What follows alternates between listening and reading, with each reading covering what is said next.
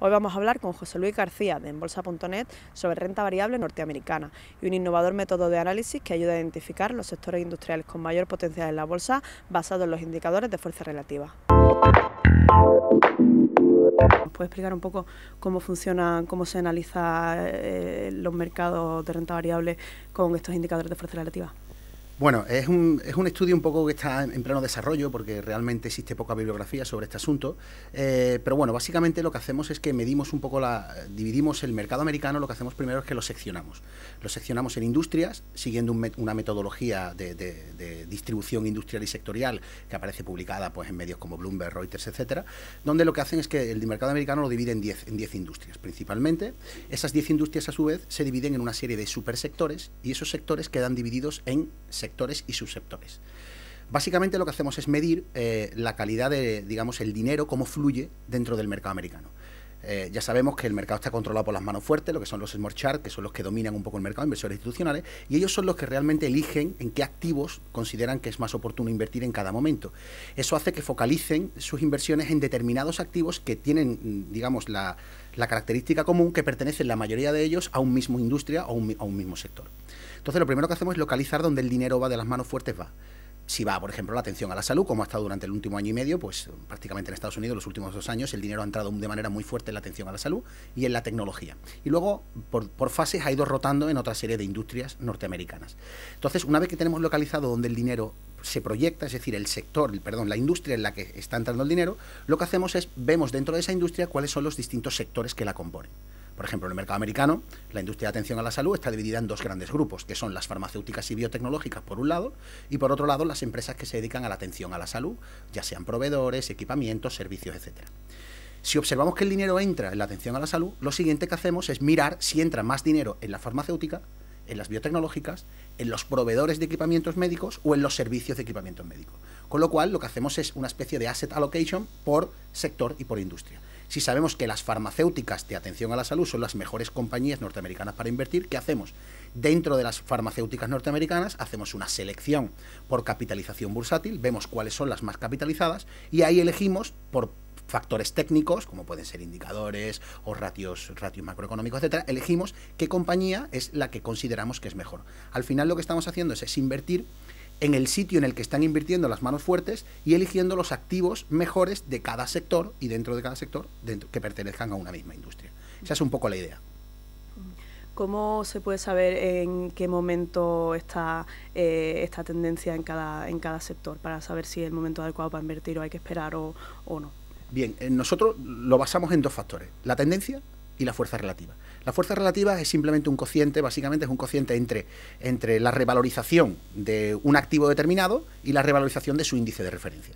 Entonces, si comparamos el sector, como está, por seguir un poco el hilo, estamos hablando de atención a la salud, la industria de la atención a la salud, vemos cuánto sube y en qué porcentaje sube, y vemos cuánto sube, por ejemplo, el SP500 o el NYSE. Una vez que tenemos ese coeficiente de relación, lo relacionamos entre 2 y ese coeficiente puede ser positivo a favor de la atención a la salud o negativo. Si es positivo, ya tenemos fuerza. Y luego medimos la tendencia. Un activo puede ser fuerte, pero no necesariamente tiene que ser alcista o impulsivo. Puede haber una fase impulsiva, una fase alcista, una fase correctiva y un mercado bajista. Entonces medimos la tendencia, la fuerza y por último la fase de la tendencia en la que se encuentra. Si es ascendente decimos que es impulsivo y si es descendente correctivo.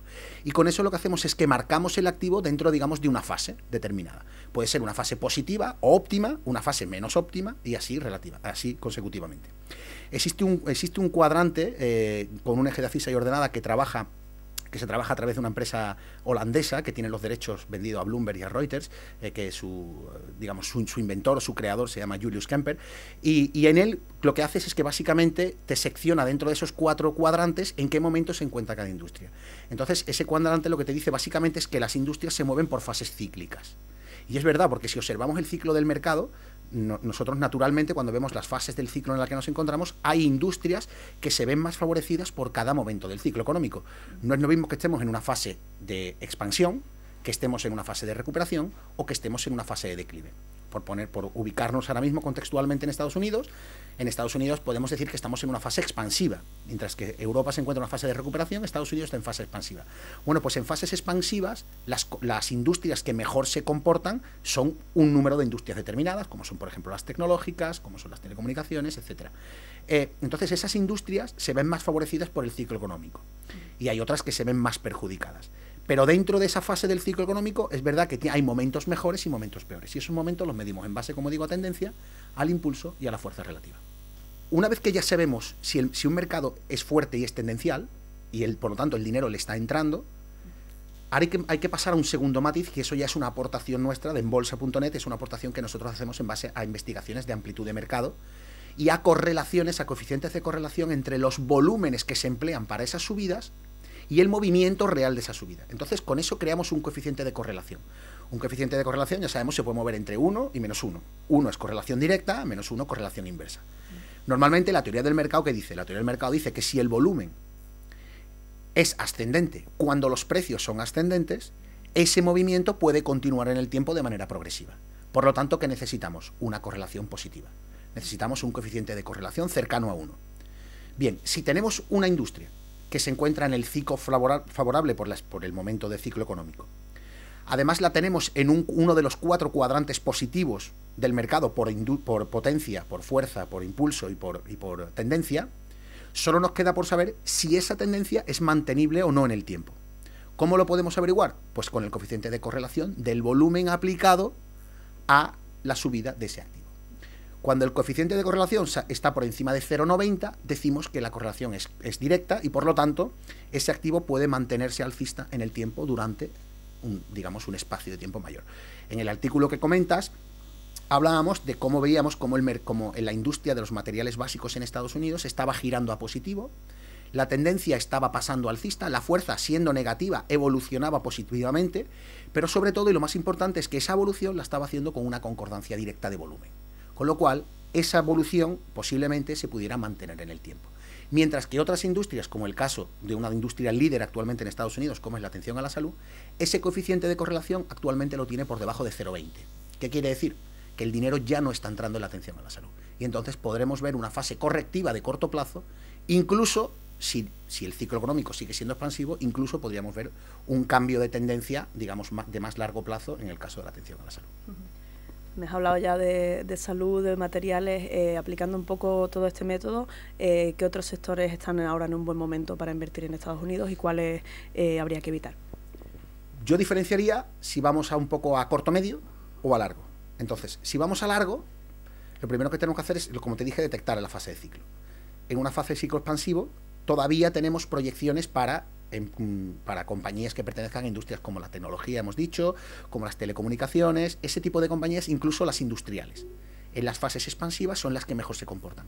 Pero en los techos de mercado, cuando estamos cerca de un techo de mercado, que dicho sea de paso, todavía no estamos cerca de un techo de mercado en Estados Unidos, digo por si alguno se lo pregunta si estamos cerca o no, no estamos cerca, según la teoría de ciclos económicos, se supone que compañías como los materiales básicos pertenecientes a recursos naturales, a empresas químicas, papel, foresteras, minerías, todo lo que está relacionado con las commodities y con los materiales básicos por un lado, y por otro lado con la energía, ya sea gas, agua o petróleo, esas son las últimas compañías de la última fase del ciclo económico cuando estamos en la parte más alta del ciclo económico.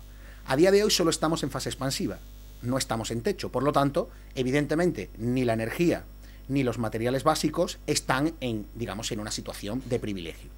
Si miramos a largo plazo, miramos a un año vista con una posible subida de tipos de interés en Estados Unidos, esas serían las futuras compañías que estarían a un año vista en Estados Unidos. Es decir, sobre todo, y ya apuntando maneras, están los materiales básicos.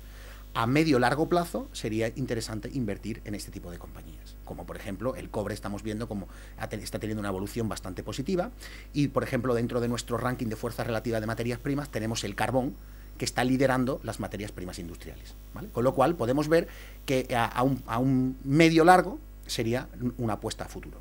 Si hablamos del momento actual, en el corto medio plazo estaríamos claramente definidos por los servicios de consumo. Dentro de los sectores más productivos que hay ahora mismo en Estados Unidos, creo que de los 10, para que te hagas una idea, hay 126 sectores aproximadamente en Estados Unidos.